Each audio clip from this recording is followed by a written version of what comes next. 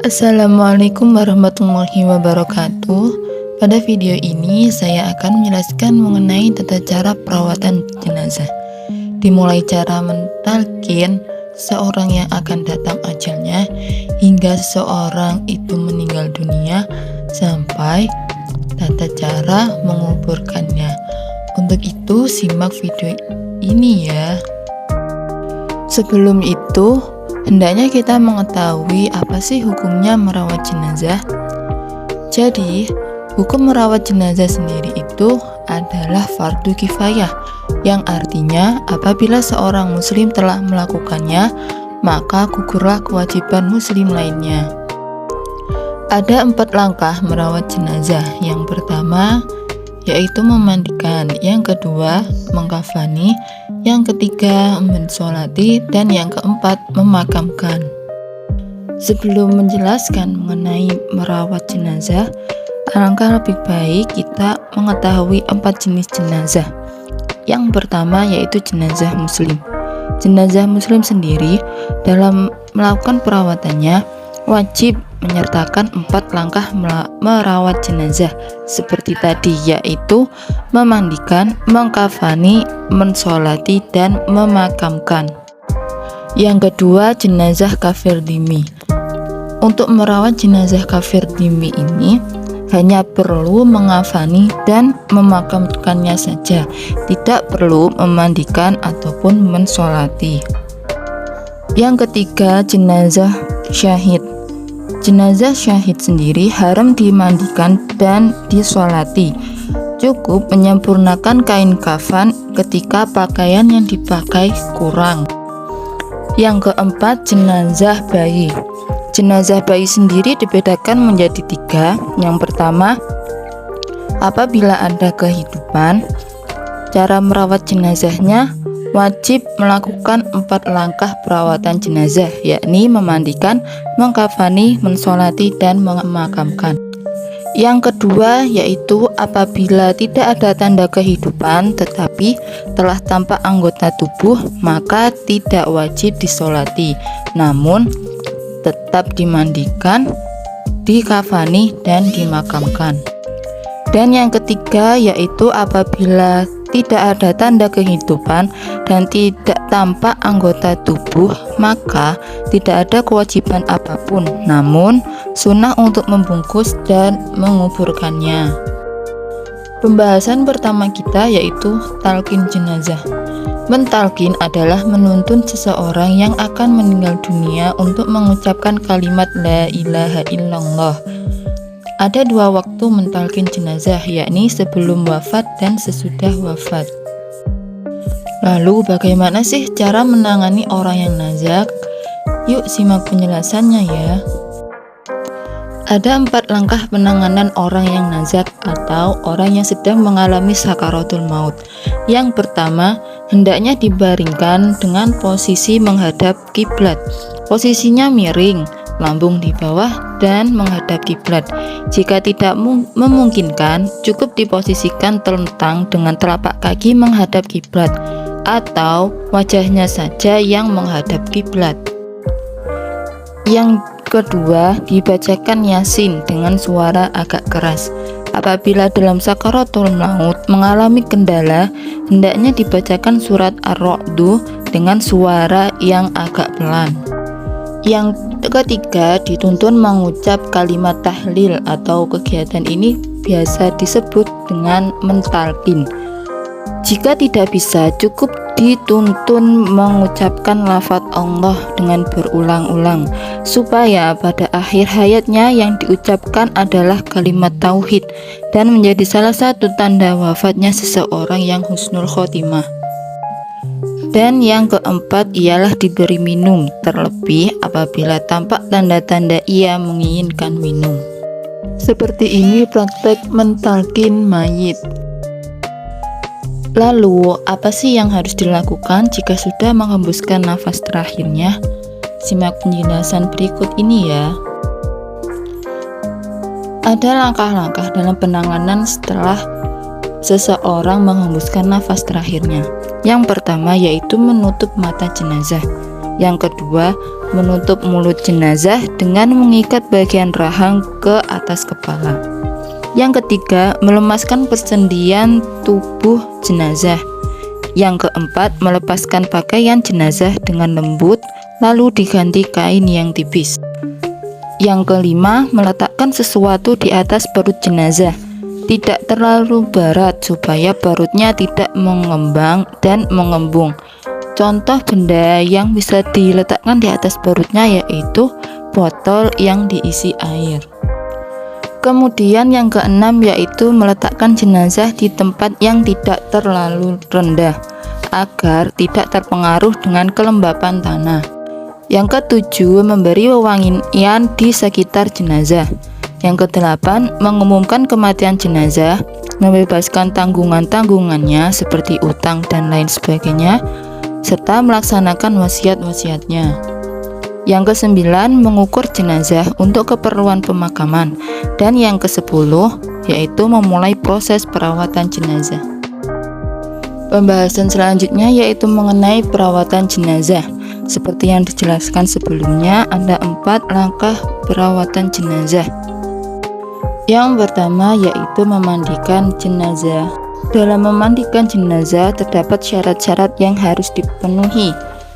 Yang pertama, syarat orang yang memandikan jenazah, yaitu sejenis atau mahramnya. Jika tidak memungkinkan, boleh dengan lawan jenis dengan syarat harus selalu memejamkan mata atau boleh membuka mata dalam keadaan terpaksa serta memakai alas kain. Jika tidak memungkinkan lagi, cukup ditayamumi saja. Syarat orang yang memandikan selanjutnya yaitu mempunyai keahlian dan sifat amanah. Maksud dari sifat amanah sendiri adalah ketika melihat kebaikan jenazah, maka disampaikan, tetapi ketika melihat keburukan jenazah, maka dirahasiakan. Syarat memandikan jenazah yang kedua yaitu syarat dari tempatnya. Yang pertama itu sepi, kemudian tertutup, kemudian tidak ada orang yang masuk selain yang berkepentingan saja, dan diberi wewangian dari awal sampai akhir memandikan. Dalam memandikan jenazah, ada etika-etika yang harus diperhatikan, yaitu yang pertama, haram melihat aurat mayit sembarangan kecuali untuk kesempurnaan memandikan jenazah. Yang kedua, wajib memakai alas tangan jika menyentuh aurat jenazah dan sunnah memakai alas selain menyentuh auratnya. Yang ketiga, jenazah dalam keadaan tertutup seluruh tubuhnya. Jika tidak mungkin, bisa ditutup auratnya saja. Yang keempat, disunahkan menutup wajah jenazah selama proses pemandian. Dan yang kelima, disunahkan memakai air dingin kecuali cuaca sangat dingin, maka disunahkan memakai air hangat. Tata cara memandikan jenazah. Yang pertama, mendudukkan mayit dengan posisi agak condong ke belakang. Yang kedua, perut jenazah diurut dengan tangan secara perlahan dan berulang-ulang supaya kotorannya keluar. Yang ketiga, mayit diletakkan kembali ke posisi telentang lalu dimiringkan ke kiri. Yang keempat, membersihkan kubul dan dubur jenazah dengan tangan kiri. Yang kelima, membersihkan gigi dan lubang hidung jenazah. Yang keenam, mewudukan jenazah persis wudunya orang yang hidup dengan niat sebagai berikut. Niat mewudukan jenazah bagi laki-laki yakni nawaitul wudu'a li hadzal mayyiti lillahi ta'ala. Sedangkan bagi perempuan, nawaitul wudu'a li hadhil mayyitati lillahi ta'ala. Tata cara yang ketujuh yakni mengguyurkan air sabun ke seluruh tubuh jenazah dimulai bagian kanan lalu kiri. Yang kedelapan, mengguyurkan air murni ke seluruh tubuh jenazah dimulai bagian kanan lalu kiri. Yang kesembilan, mengguyurkan air yang dicampuri sedikit kapur barus ke seluruh tubuh jenazah. Dan tata cara yang terakhir yaitu pada basuhan terakhir disunahkan membaca niat nawaitul ghusla adaan an hadzal mayyiti lillahi ta'ala. niat tersebut diperuntukkan untuk jenazah yang laki-laki. Sedangkan bagi jenazah perempuan, nawaitul ghusla anda'an an hadhil mayyitati lillahi ta'ala. Perawatan jenazah yang kedua yakni mengkafani jenazah. Minimal mengkafani adalah selembar kain yang bisa menutup seluruh tubuh jenazah. Ini menurut Imam Al-Ghazali, Imam Al-Baghawi, dan Imam Haromain.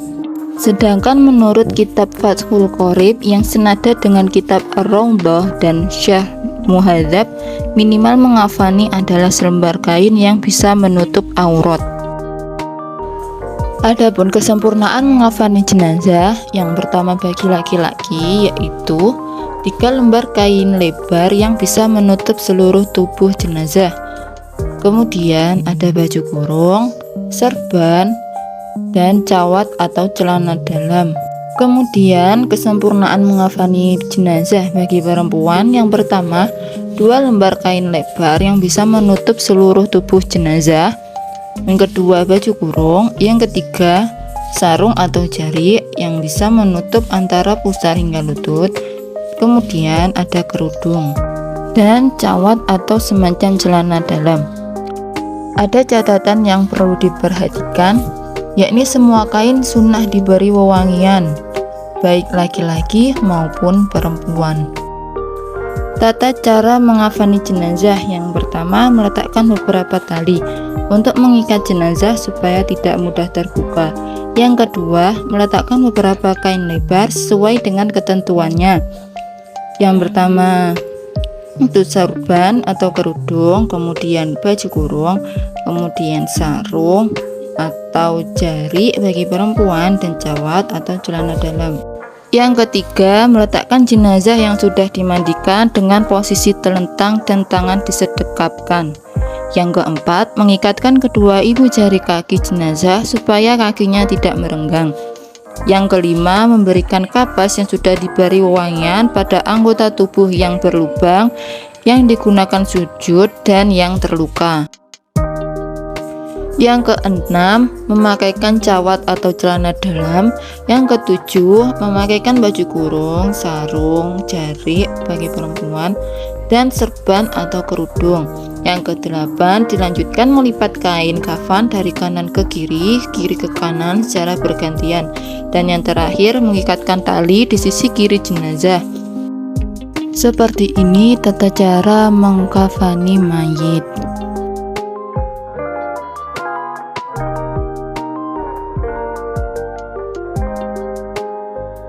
Perawatan jenazah yang ketiga yakni mensolati jenazah. Lalu kapan sih dilakukannya sholat jenazah? Sholat jenazah dilakukan ketika jenazah sudah dimandikan dan dalam keadaan suci tubuh, kafan, dan tempat. Namun ada 2 keadaan yang harus diperhatikan. Keadaan pertama yaitu apabila jenazah sudah dimandikan dan belum disolati lalu keluar najis, maka harus dihilangkan najisnya. Keadaan yang kedua, apabila keluar najis setelah disolati, maka sunnah dihilangkan, kecuali jika najis keluar terus-menerus, maka jenazah disolati sebagaimana orang yang sholat. Perlu diperhatikan posisi orang yang mensolati. Bagi jenazah yang laki-laki, posisi orang yang mensolati berdiri di belakang jenazah, sejajar dengan kepala jenazah. Posisinya harus dekat tanpa ada penghalang. Lalu bagi jenazah perempuan, posisi orang yang mensolati yakni berdiri di belakang jenazah, sejajar dengan pinggul jenazah. Posisinya harus dekat dan tanpa ada penghalang. Tata cara melakukan sholat jenazah. Yang pertama, takbiratul ihram bersamaan dengan niat. Bagi jenazah laki-laki, niatnya yaitu usolli ala hadhil mayyitati arba'a takbiratin fardhu kifayatin imaman au ma'muman lillahi ta'ala. Bagi jenazah perempuan, niatnya usolli ala hadhil mayyitati arba'a takbiratin fardhu kifayati imaman au ma'muman lillahi ta'ala. Setelah takbiratul ihram dengan niat, yang kedua yaitu membaca surat Al-Fatihah. Dilanjutkan dengan takbir yang kedua, Membaca sholawat. Minimal sholawat yang dibaca yakni Allahumma sholli ala Sayyidina Muhammad. Bisa juga dengan versi panjangnya yakni Allahumma sholli ala Sayyidina Muhammadin wa ala ali Muhammad kama shollaita ala Sayyidina Ibrahim wa ala ali Sayyidina Ibrahim wa barik ala Sayyidina Muhammad wa ala ali Sayyidina Muhammad kama barakta ala Sayyidina Ibrahim wa ala ali Sayyidina Ibrahim innaka hamidum majid. Kemudian selanjutnya takbir yang ketiga, membaca doa untuk jenazah laki-laki yakni Allahumma gfirlahu warhamhu wa'afihi wa'fu anhu. Bagi jenazah perempuan doanya Allahumma gfirlaha warhamha wa'afiha wa'fu anha. Setelahnya takbir keempat. Kemudian membaca doa bagi jenazah laki-laki doanya Allahumma la tahrimna ajrahu wa la taftinna ba'dahu waghfir lana walahu. Dan bagi jenazah perempuan Allahumma la tahrimna ajraha wa la taftinna ba'daha waghfir lana walaha. Dan dilanjutkan dengan salam. Berikut praktek tata cara sholat jenazah. Bismillahirrahmanirrahim. Usolli hadhil mayyitati arba'at takbiratin fardhu kifayati imaman lillahi ta'ala. Allahu Akbar. Allahu Akbar. Bismillahirrahmanirrahim.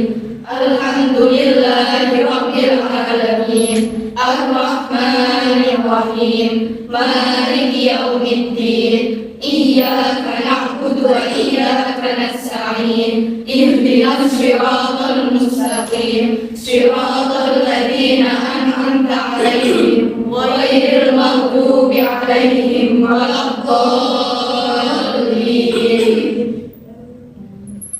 Allahu Akbar. Allahu Akbar. Allahumma sholli ala Sayyidina Muhammad wa ala ali Sayyidina Muhammad kama shallaita ala Sayyidina Ibrahim wa ala ali Sayyidina Ibrahim wa barik ala Sayyidina Muhammad wa ala ali Sayyidina Muhammad kama barakta ala Sayyidina Ibrahim wa ala ali Sayyidina Ibrahim. Allahu Akbar. Allahu Akbar. Allahumma ighfir laha warhamha wa'afiha wa'fu anha. Allahu Akbar. Allahu Akbar. Allahumma la tahrimna ajraha wa la taftinna ba'daha waghfir lana wa laha. Assalamualaikum warahmatullahi wabarakatuh. Assalamualaikum warahmatullahi wabarakatuh. Assalamualaikum warahmatullahi wabarakatuh. Assalamualaikum warahmatullahi wabarakatuh. Alhamdulillahirrahmanirrahim. Allahumma sholli ala Sayyidina Muhammad wa ala ali Sayyidina Muhammad. Amin. Rabbana atina fid dunya hasanah wa fil akhirati hasanah wa qina adzabannar. Wa sallallahu ala Sayyidina Muhammad wa ala alihi. Pembahasan selanjutnya yakni pemberangkatan jenazah. Adapun tata cara mengiringi pemberangkatan jenazah, yang pertama, mengiringi jenazah dengan mendahului mayit lebih utama daripada berada di belakang mayit. Yang kedua, sebaiknya tidak menggunakan kendaraan kecuali ada uzur seperti sakit atau tidak mampu. Yang ketiga, membaca zikir seperti la ilaha illallah dan berjalan cepat bersama jenazah dan memikirkan kematian serta kehidupan setelahnya. Adapun praktek mengangkat jenazah yakni seperti berikut.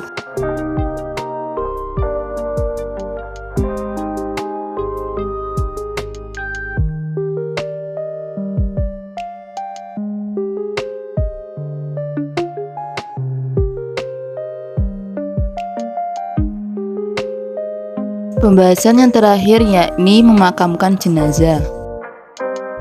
Tata cara memakamkan jenazah. Yang pertama, jenazah dikubur dalam sebuah lubang dengan kedalaman setinggi orang berdiri, dengan tangan melambai ke atas dan dengan lebar seukuran 1 ziro lebih 1 jengkal.